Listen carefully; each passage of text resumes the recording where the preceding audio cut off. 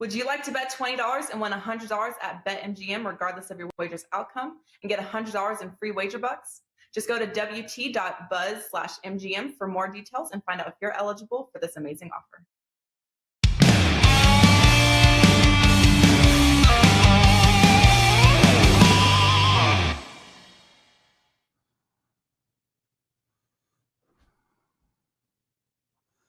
Welcome, everybody, to Friday's edition of WagerTalk Today. It's September 17th. He's Teddy Covers.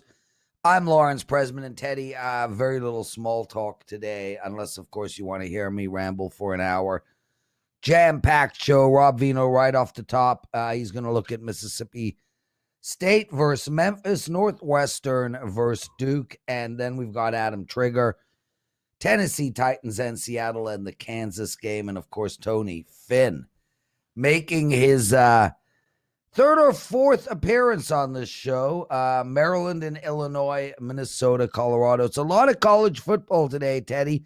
You do have the Arizona Cardinals in your big game breakdown, and I'll give out a couple NFL plays in my daily presidential address. How are you, bro? That was a long I'm opening. doing great. Yeah, Very long. exactly. We'll do, I'll break down Arizona and Minnesota NFL action in my big game breakdown. There'll be plenty of NFL on today's show as well. But it is a football Friday, Prez. All NFL and college football all the time. Well, okay, there we go. Football Friday. And speaking of which, man, I was on the under last night. That didn't look good. But, you know, I mean, I tell you, I learned something. Washington's pass defense is not very impressive. That doesn't mean they won't change it around. But I wasn't impressed with Washington last night at all on D. Any takeaways, baseball or football from you? Two things to talk about. And one, I'm going to react to what you just said. And this has been my impression of Thursday night football, basically from the beginning. There's an enormous amount of randomness. No teams have game planned properly. No teams have rested properly. It's a made-for-TV event that results in an exciting game, but it's not football's best product. When it comes to powering changes or looking at a team and say, wow, that defense isn't what I thought it was. Or that offense is what I thought it was. I tap the brakes when it comes to following a Thursday night result. Not that Washington's defense look good. You know, it's under 2 games, and I'm not convinced that it's going to be as good as expected. But I'm not going to downgrade the Washington football team defense off of last night's showing. Again, the Thursday night game, nobody is prepared for. It is not the NFL's best product. We talk about what did I learn last night. Look, this is simple. All right. It is a very simple money-making strategy that involves no handicapping. We talk all the time about handicapping skills versus betting skills. We spend a lot of time on the show trying to break down games and handicap them. When it comes to betting skills, when you have a tight game like there is last night, you know the game's going to be tight. You expect some back and forth. Your betting strategy, if you're live wagering, is super easy. The team that's down 7-0, that's your team that you bet on with a plus price. The game gets tied back up or the other team takes the lead, you bet the other team at the plus price. Day over. That's what I did last night with Washington and the Giants. Both teams at the plus price before, midway through the second quarter. I'm done. Doesn't matter what happens the rest of the way. I cash. And even if it's plus 110, all right, you don't have to we're not talking about locking in huge profits when you're betting both sides of the game. What you're doing is getting the best of the number as the in-game line switches back and forth. And again, fairly easy to do. When you expect a competitive game, that's a betting strategy we don't talk about a lot. That you're not going to get rich on it, but you'll make money on it. And that's exactly what we're trying to do, Prez. So betting both sides in game when they fall behind is a profitable strategy, even for games where you don't have an opinion. As long as you're confident that whoever falls behind isn't dead. They're going to come back. And last night, you would expected both teams to come back and play, and they did. Exciting game. I'll give it that much. But from a betting standpoint, if you had the Giants, that was pretty. If you had the Giants in the money line, that was pretty frustrating. If the Giants plus the points, no problem. Yeah. Missed field goal, called back. Anyway, let's bring Rob Veno in. Let's move on. We got so many games to talk about. Rob, how are you, man? How's the NFL and college football season doing for you so far? Yeah, well, so far, I would say in Italian, mezza mezz, 50-50. It hasn't been great. It hasn't been rotten, but it's been somewhere in between. College football last night. Last night I had a 2-1 Prez. I'll tell you what has gone well. 4% best bets in college football, 8-2, 80%. That's gone well. It's the other stuff that's going a little bit awry. So we'll see if we can't straighten that out. Got a 5% up right now, along with a 4% in college football. And let's congratulate Teddy Covers here real quick. I saw he's having a fast start to college football. So, Theo, good job, buddy. I'm trying, man. And NFL. And NFL. Rob. Yeah. I'm knocking on it right now for you, buddy. There you go. Rob, there are a few things in life that are guaranteed. Taxes, death. Teddy Covers winning in September in football. It's unbelievable. Your September, Teddy. I mean, it's been like this for years. It's not some aberration. For years. You've had like 17 and 3 NFL stars. I mean, just massive. It's not like you're winning in September. You destroy the month of September. Well, I appreciate that. But again, all that's rearview mirror, man. That's all what I've done in the past. It's not about and I appreciate it. And look, I put a lot of time in football over the summer. I expect to have success from the get-go. So does Rob Veno. You know, it's not like so do you, Prez. It's not like any of us expects to get off to a rough start. For whatever reason, September football has worked out really well in recent years. So far, so good here in 2021. But of course, so far this weekend, I'm 0-0. Rob Veno, let's get to it. Memphis at home playing Mississippi State. Both 2-0 teams. Mississippi State -3, a total of 64 here. How should our listeners bet this play? Yeah, you know, Prez, I spent a lot of time this week on various WagerTalk TV spots, shows. Talking about week 3, you know, you don't like to categorize any single week, but I think week 2 in college football and NFL, we pretty much do categorize as the overreaction week to what happened in week 1.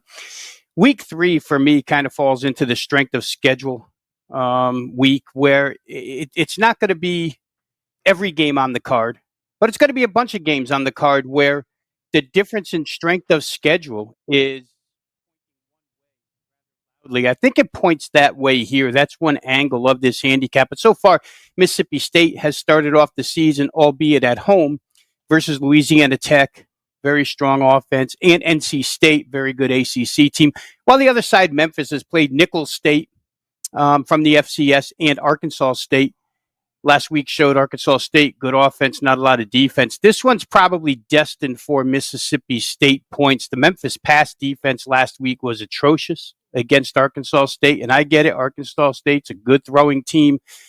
Butch Jones has stepped in there as head coach and taken over as if nothing has changed whatsoever. That Memphis pass defense gave up 582 yards throwing the football to Arkansas State. That was part of Arkansas State's 50 points.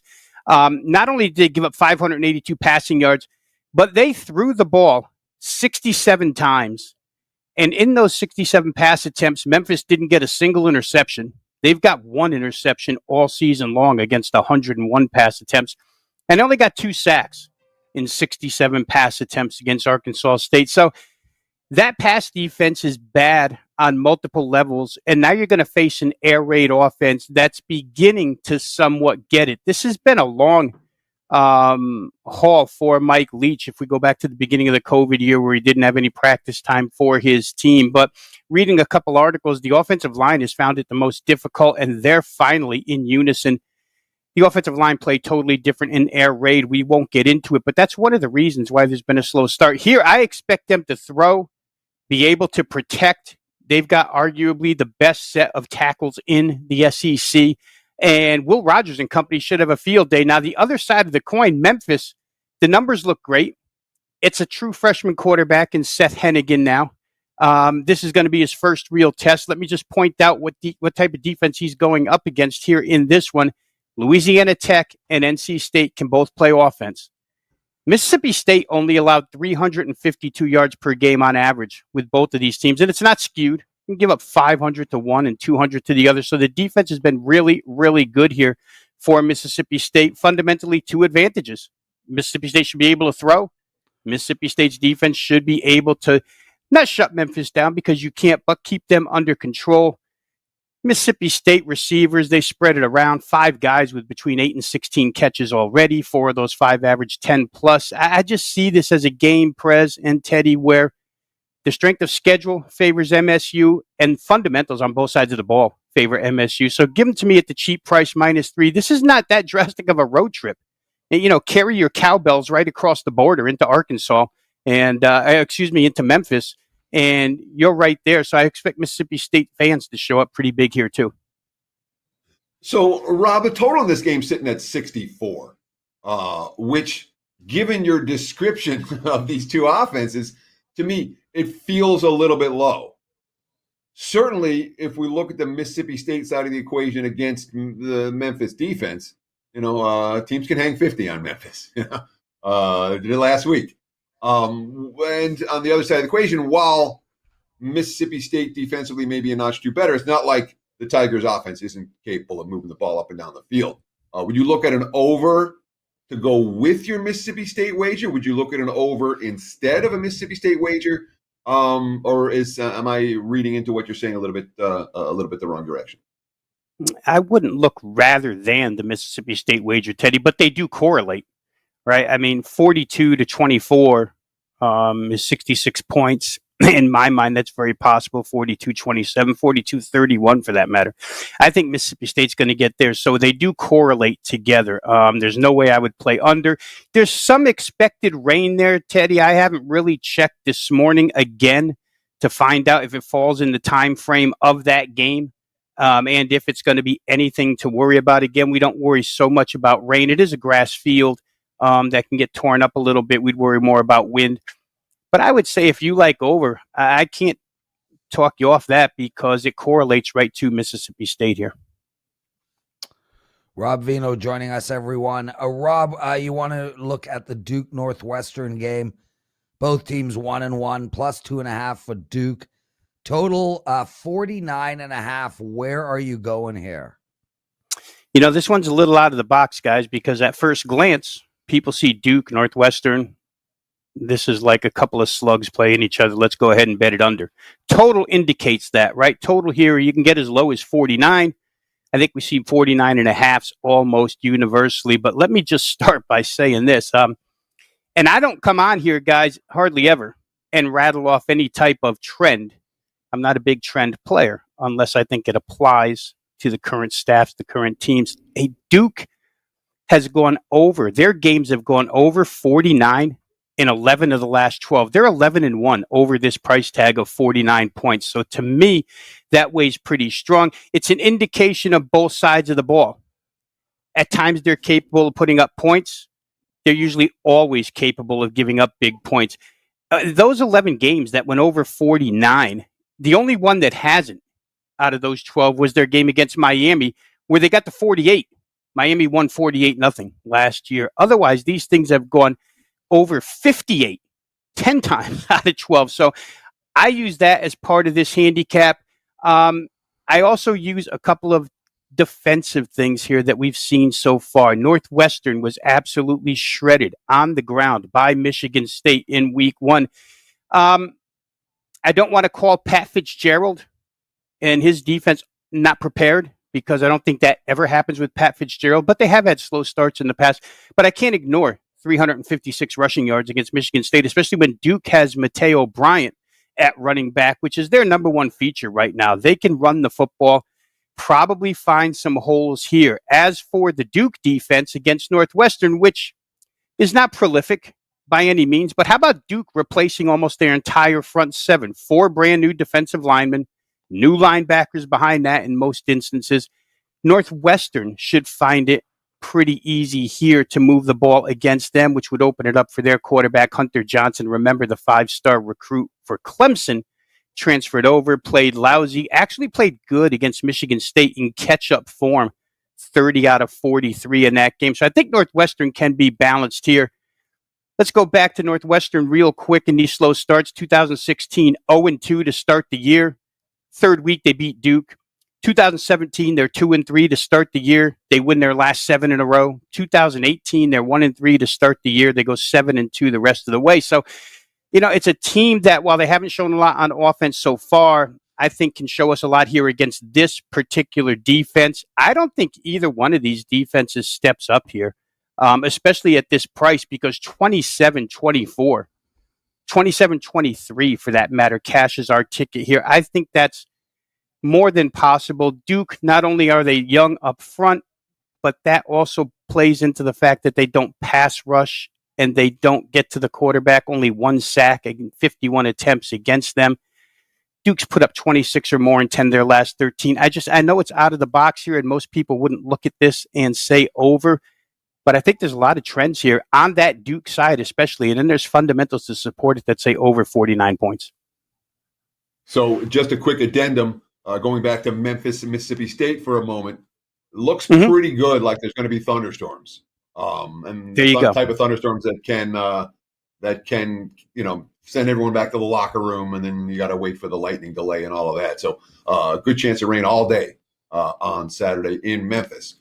When it comes to Duke and Northwestern, my biggest issue with the over, my only issue with the over, and with your handicap, Rob, can these two teams punch in touchdowns in the red zone? Are they going to be settling for field goals? Because the one thing you don't want is overs in a field goal fest. Do you trust the red zone offenses here for both Duke and Northwestern to punch in TDs? Well, I'll speak on that from one angle, Teddy. Last year, we know that Duke was a turnover machine, right? Chase Bryce, they just couldn't hang on to the football, and it actually hindered a lot of their drives. But so far this season, again, I'll knock on wood here because I'm going to be on over. They haven't turned the ball over very much. In fact, they didn't turn it over at all last week. So the protection of the football is real key inside the red zone. Again, I'll go back to the defenses. Normally inside the red zone, if you can't run the football, it's a little bit difficult, but neither of these teams has shown the ability to stop the run. So I'm going to hope for more touchdowns than field goals. And again, if we get to 27-23, that actually, that number has 4 field goals in it, or maybe even 5 field goals in it. 27-23, and that wins. So you can get a couple, but you're right. You can't settle every time inside the 10-yard line, 5-yard line, and kick threes. You got to score 7s. I think Duke's ability to hang on to the football this year helps them a little bit in that regard. Awesome stuff, Rob. Wow. I mean, wow. You can talk. I just never get over it. Dude, what do you got to promote? I'm going to promote college football, Prez. 5% play up and available right now, WagerTalk.com, and also a huge 4% football total from college action on Saturday. Again, the 4%ers are 8-2. That's been what's gone best for me, so I can certainly tout that. 2 plays up and available. The rest of the card coming later this afternoon. So once again, WagerTalk.com. There you go. Guys, stay with us. Teddy's Big Game Breakdown coming. Adam Trigger, Tony Finn, the Daily Presidential Address. What a show. Happy Friday. We'll be right back in 10, 15 seconds. Teddy Covers is red hot, cashing 67% of his plays since the beginning of August. Get 3 days of Teddy Covers selections for only $29, discounted from $69 using coupon code TEDDY3 when checking out. That's less than $10 per day and includes any 5% big ticket releases, normally priced at $35 just by themselves. As an added bonus, anyone who purchases before Friday at midnight will get $10 in wager bucks, good toward a future Teddy Covers purchase credited to your account.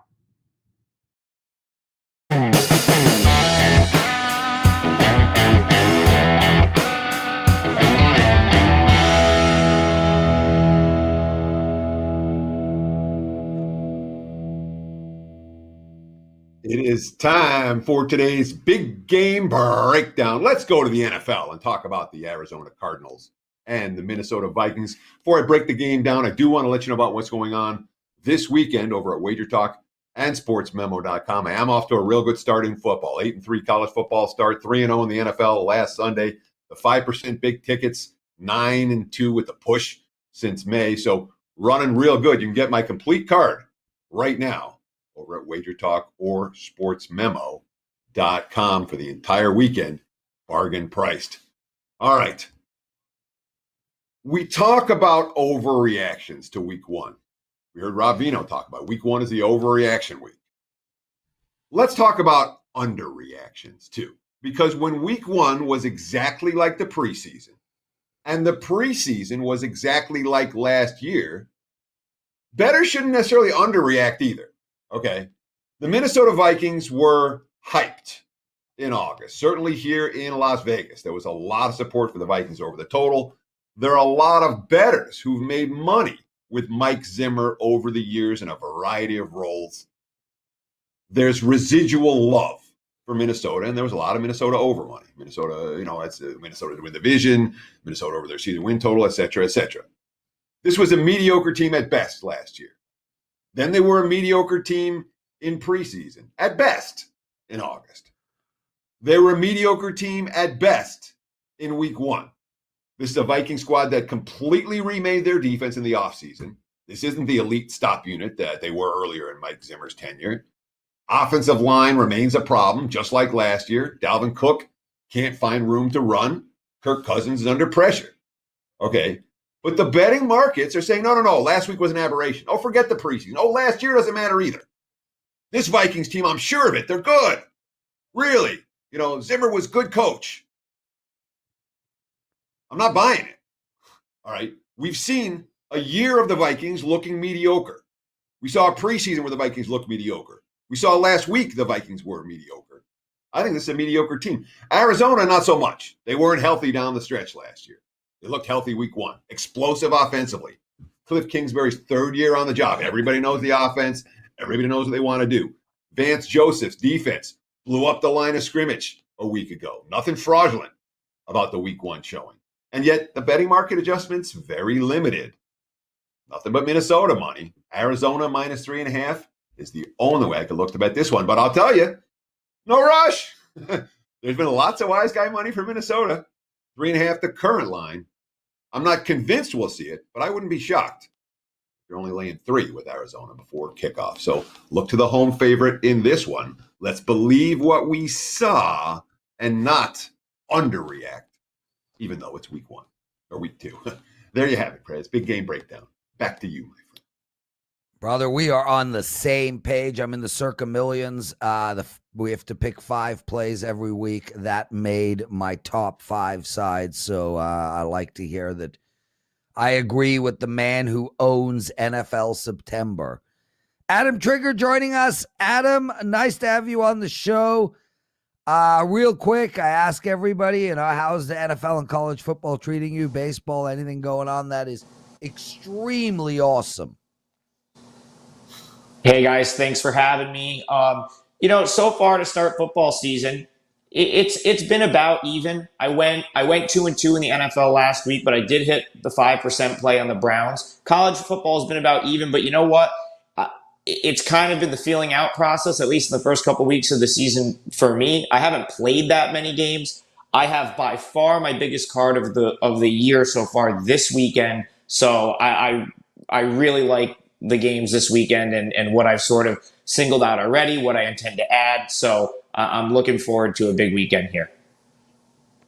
Nice. Okay, well, let's start. We're going to talk NFL right off the bat. The Tennessee Titans versus Seattle. Teddy talk overreact, underreact. We've been discussing it all week. Well, Tennessee, a ton of high hopes on that team coming into the season. They look god-awful. Their defense a mess. Their O-line is horrific. And Seattle, well, they looked incredible. But the interesting thing is, I thought the opposite would happen. So I'm curious how you're going to be handicapping this game. Sure. Well, I'm thrilled that this is behind what Teddy just said because I don't even need to rehash it. Week 2 is maybe the biggest overreaction week of the year, and I think this game might be the biggest overreaction on the whole board this weekend. The look ahead line, and what that is basically like a 12-day line. It's the line that the books would make on this coming week's game before last week happened was Seattle minus 3.5. Right now, you can get 6.5 with the Titans out there. And, I think there's just a monster overreaction here.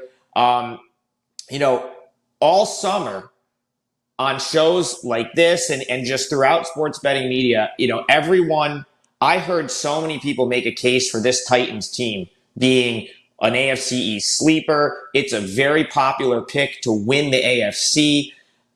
There was a big Titans bandwagon going into week 1, and I'm actually upset with myself that I didn't get to the window with the Cardinals last week because they were right on the cut list for me. And the Arizona Cardinals absolutely buried this Titans team to the point where there's no one. There's a lot of room on the Titans bandwagon right now. And we talk about the overreaction. We sit and break down games all summer long and formulate opinions, and all it takes is one game to seemingly undo the thought that sort of anyone or everyone had on a given team. I think this line is crazy. I know the Titans looked awful last week, but a lot of that had to do with just an unreal performance on the Arizona defense. Chandler Jones and J.J. Watt went nuts in that game. Ryan Tannehill had no time to throw. Derrick Henry had one of the worst games of his career. And I think, I do think there's some merit to what happened with the Titans. I even said on Teddy's show last week, he said, give me a team out of the AFC South that you might fade this year. And I said, well, the Titans seem a little overvalued to me. I don't really trust their defense. I think here, the defense, the Titans defense isn't great, but that's kind of baked into the line. I think you're going to see the Seahawks move the ball. I don't think that was any secret, but the Seahawks looked a little better than I think they were last week based on some really just egregious errors. The Colts went 0 for 3 on 4th down in that game and shot themselves in the foot multiple times. I just think the line move here is just the pendulum has swung way in the other direction when it comes to this Titans team. 6.5 is wild to get with the Titans. I think they can win this game. The Seahawks don't have much of a pass rush, so that's going to be the biggest difference this week. Yeah. They're not going to get home the way that the Cardinals did. I think you're going to see Tannehill with some time to throw. The Titans offense is going to play like we expected they would play, and I think they're going to hang around in this game long enough to get the money against that big number of 6.5. So my thought process coming into the season is find any way I can to fade AFC South teams. That's the worst division in football. And we have the worst division in football facing the best division in football, the NFC West. I don't think there's debate. The NFC West has 4 teams that could all make the playoffs. And you're laying less than a touchdown with the home favorite. The buzz on Tennessee over the summer wasn't my buzz. It wasn't buzz from people that were paying attention to what was going on in Titans camp. COVID outbreak, Derrick Henry with 400 carries last year, et cetera, et cetera. The concept, Julio Jones is going to make this offense go. No. So I guess I'm making a case for Seattle minus the points with the 2 divisions. Defend yourself.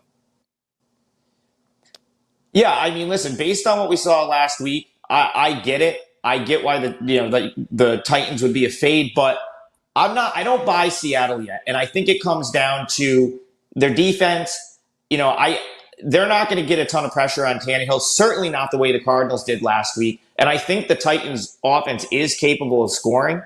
I have to think that Tennessee can come up with a better game plan for what they had last week. And, I do think you're laying a pretty big premium with 6.5 with the Seahawks when the books would have made this line, at least on the look ahead line, 3.5 just like a week ago. So I think I'm getting the value with this number. I think there's going to be a sense of urgency with the Titans after playing so poorly last week. And I guess for me, I just don't buy. I agree with you with the NFC West being an outstanding division, but I don't have Seattle as the team that's going to even be first or second in that division. So I think the Colts should have been better last week. They, just a couple of bad calls on 4th down. They couldn't convert when they needed to. They were awful on 3rd down as well. And that Colts defense figured it out in the second half, only gave up 7 points in that game. I just think if we get a little bit of a correction from Tennessee, I think it's a game, and I think the 6.5 points probably come into play. Adam Trigger, everybody, and I'll break the tie here. I'm not betting this game, but I lean on Tennessee as well, Adam. Let's get into the Kansas Baylor game. Minus 17.5 for Baylor on the road. 49.5 is the total. How are we gonna do? How are we gonna bet this one? Well, quickly, we're going to do Kansas State, Nevada, but Kansas Baylor's interesting. I think it's too many points. But the game I'm going to talk about here is Kansas State and Nevada.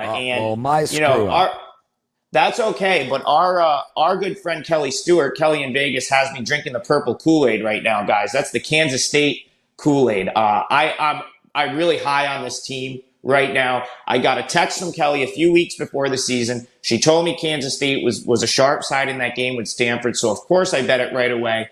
And they just massacred that Cardinal team. 24-7 final. The game was never close. And the biggest takeaway I had with that was, man, this Kansas State defense is flying around the field. They look awesome.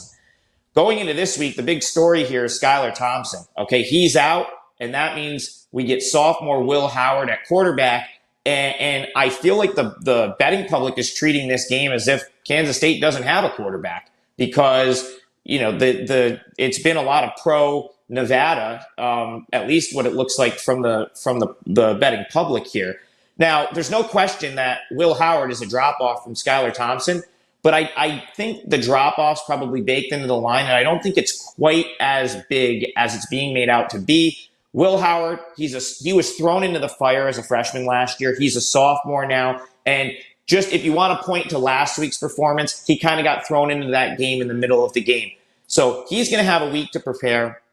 And I think they're going to come up with a better game plan that revolves around Deuce Vaughn, who is their stud running back, 124 yards against Stanford, 120 against Southern Illinois. And I think this Kansas State defense is good enough where Kansas State can kind of play a field position type game.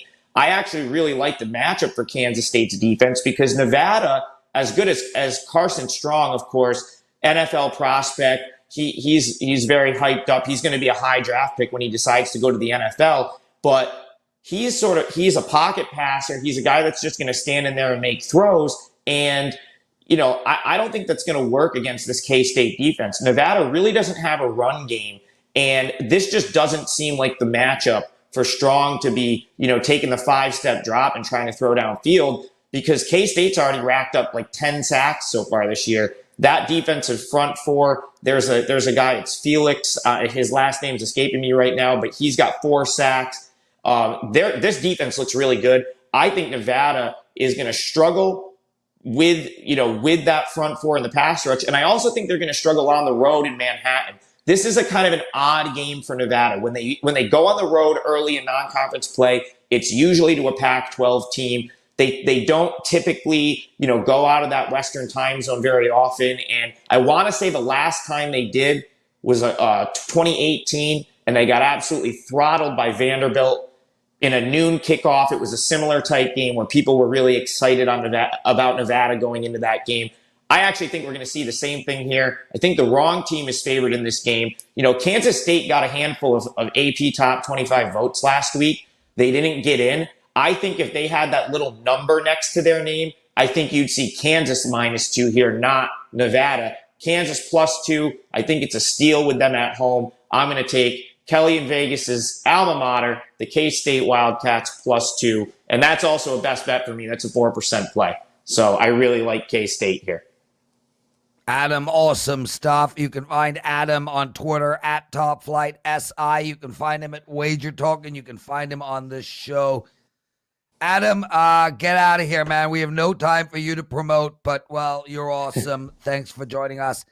Guys, if you don't mind, please take 2 seconds to hit that like button, subscribe to our channel, tell your friends about us. It's greatly appreciated. Teddy, really good show so far, man.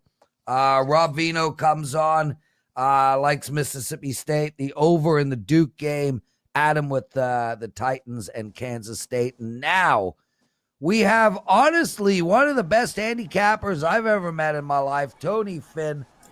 I love your backdrop, Tony. I like the bricks. Under construction, yeah. Welcome to WagerTalk Today, dude. We got construction. Thank you. Teddy covers construction.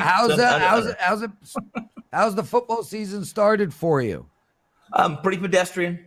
about a wash pretty much. I mean, NFL's is a little bit better than the college, but that's pretty traditional for me. I think in the NFL we are 10-4, 10-5. So I'll take that I'll take 67% every day. Well, listen, I remember 2 years ago you had a 67% season. Yes. Tony, let's get into it. College football, Maryland, Illinois. What are you doing in this game? Well, I'd like to do a lot of things in this game. I really would like to be on Maryland, but I liked Maryland, and I like the over in this game for several reasons. Illinois, they played fairly well. They did enough to beat Nebraska in the season opener at home, and for the most part, did so making a lot of defensive mistakes. Their secondary is not experienced enough, and they're going to win games. Illinois is pretty strong in the trenches. So the heart and soul of these teams are going to win games if and only if they're fortuitous for the most part, and they can be balanced offensively. So Maryland's dynamic. They're dynamic offensively, and while they've played one less game than their counterpart, this sets up to be pretty favorable for them. And we're going to talk about over the total. The total right now is rest. At least it did before the show. I checked. It was about 61. It climbed a little bit from an opening, depending on your book, for 58.5 or a 59, and for good reason. Maryland struggles against the pass. They're going to be able to. They're going to be able to. At least Illinois is going to be able to stretch the field a little bit. And they don't have any. Listen, they don't have any big time receivers. They don't have a guy who stands out as being somebody who's NFL ready, or even possibly ever NFL ready.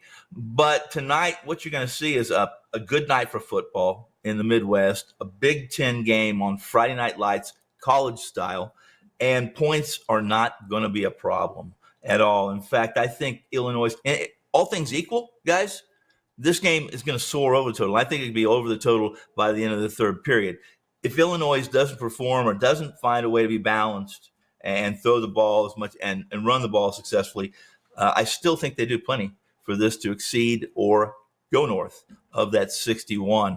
Tonight's Friday Night Football. Start your weekend off right. Over 61 in Maryland and Illinois. So we've certainly seen explosiveness from this Maryland offense. Yes, sir. But you said you said Illinois is a good offensive line. Illinois scored more than 24 twice in the last 2.5 years. I mean, they got there once last year. They closed out the 2018 season and didn't have any high scoring games down the stretch of that year. And then of course they got the 30 against Nebraska week 1. But this is not what I would consider to be a high-octane offense, or an offense that moves the ball up and down the field. You said they don't have playmaking receivers, and yet we've got a Big Ten total in the 60s here. Yes. Explain that to me. Well, first off, I couldn't agree more with you. I mean, I think that's spot on, what you just outlined. But, that was yesterday. Today's the day. Brett Bellamy is a different coach, a different scheme. And while this is new for this offense, I have very little doubts that Bellamy can take this team, this offense, as pedestrian as they might appear have been, and do much of what they did against Nebraska. They'll take advantage of mistakes. They're not going to make a lot of mistakes on offense. And if at home, we saw what they did in Nebraska. Nebraska is nothing special, Teddy. They're not. But they're not chopped liver, and I'm confident in this in this new scheme, this new coaching staff advancing this team or making the best they can be without embarrassing themselves or the school and the program. Tony, for joining us, everybody. Tony, outstanding. Let's move to Minnesota and Colorado. I know you like the total here. There's been a big move on the total. It was 51. Now it's 48.5. What's up? What should we do? Well, we're going to play under this total, and obviously, when I released this early in the week, my feeling was, and I advised everyone to jump if they had the wherewithal to get the overnight on Monday, Sunday night, and jump it, because I anticipated this thing moving south, and it has moved south. So as far as the Minnesota Gophers go, we know who the Gophers are, you guys. I mean, I know Teddy's a Big Ten guy, or at least, he grew up in that area, so it's still close to his heart, or his family, his head. But the 2020 running back of the year, albeit a COVID, shortened season, Mo Ibrahim was injured in the first game of the season, and he was their identity. Truthfully, he was NFL ready. He was the soon-to-be NFLer. He won't play the rest of the season, but next year we will see him playing for some professional football team. Quarterback Tanner Morgan, who's now essentially the leader of this Minnesota offense, is again a game manager at best. Potts, the backup running back for the next to be NFL, or the NFL, at least the Big Ten running back of the year, Ibrahim, carried the ball for almost 200 yards last week, 178 yards, but did so on 34 carries, guys. 34 carries. 34 is, in one game, is more than he had total carries the 2 previous years. So I think it's safe to assume, I haven't talked to him, or I haven't talked to any people in the area, but I have a feeling he felt that. He felt that game on Sunday. On Monday, as far as we know, I think he still might be feeling it. And he's certainly not going to be asked to participate in 100% of the offensive plays tonight, not at altitude at Folsom Field in Colorado. And that's one of the big advantages to what Colorado has. Colorado has done a lot of change. They've made some changes. One of them was defensive coordinator. This team outperformed their skill set last year, guys. They were really surprising last year, albeit in a shortened amount of games, again, because of COVID. They got an early game with their new DC Wilson, who is Chris Wilson. He's no stranger to big programs and the big time. He was DC for Mississippi State 2011, 2012. He moved on to Georgia, and he's been with the Eagles and the Cardinals in the pro system 3 decades. So this guy's savvy, and he relates to these kids, which is unusual for a guy that's been in this in professional football and college for 30 years.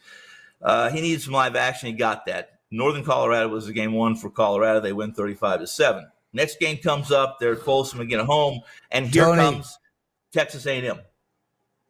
Yes, sir. Tony, sorry, dude. It's not your fault. We've only got a few more minutes. Okay. Under the total, right? Under the total, and I like it a lot. It's Colorado hosting the Minnesota Gophers. Awesome stuff. Oh, my God, Teddy. 3 of the longest talking guys on one show. We will not do that again. All outstanding, though. Tony killed it. Adam was great. Rob, Veno. Our fault. Scheduling problem. Too many loquacious people. And on top of it, I'm probably the worst in that regard. It's time for the NFL Daily. Time for the Daily Presidential Address.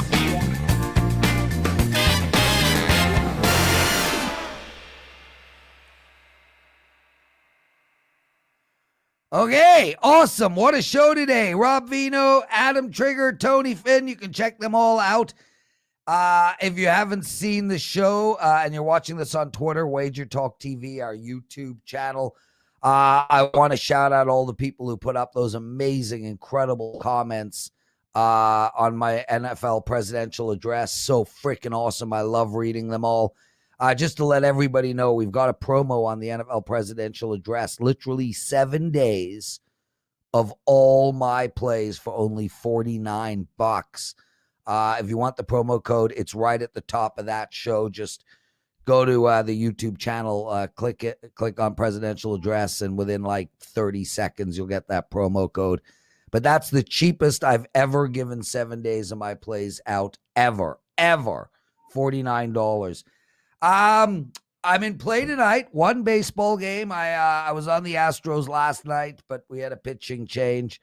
But I got 3 NFL bets for you guys for tonight, for Sunday. Right off the bat, we're going with the LA Rams. I think, honestly, guys, I think I think this LA Rams team is going to be awesome all year long. They played the Bears last week. They looked great. I think they're actually just going to get better and better and better as the season progresses. Next, I like the Bears.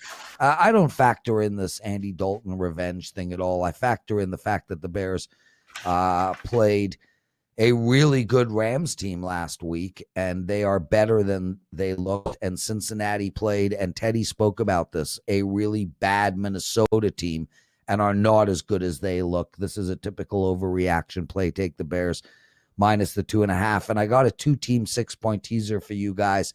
Las Vegas Raiders, you take them up. That crosses 7 and 10, which is perfect. And you take the Green Bay Packers down. That crosses 10 and 7. That's it for us, Teddy. It's a veal sandwich with cheese and jalapenos today. Please, my brother, take us home. It's not a veal sandwich. It's a football Friday, and that's going to wrap it for the week at WagerTalk Today. Good luck this weekend, tonight, tomorrow, and Sunday. We'll be back again right here, same time, same channel, 9 a.m. on the left coast, noon for you guys back east. On Monday, bright and early. Between now and then, enjoy the games and good luck.